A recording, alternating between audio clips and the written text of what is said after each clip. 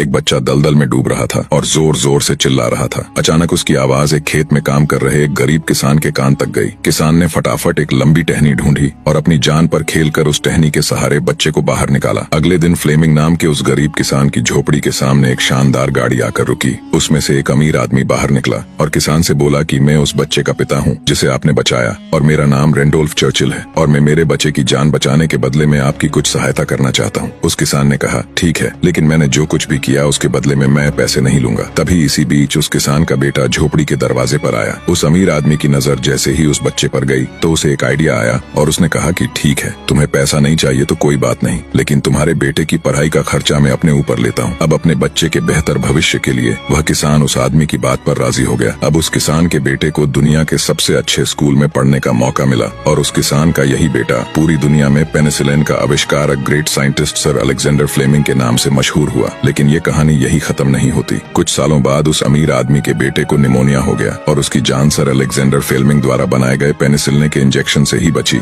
और उस अमीर आदमी के बेटे का नाम था विंस्टन चर्चिल, जो 2 बार ब्रिटेन के प्रधानमंत्री रहे। दोस्तों, शायद इसीलिए कहते हैं कि कर्म हमेशा घूम कर आते हैं। इसलिए हमेशा दूसरों का अच्छा करें ताकि आपके साथ भी हमेशा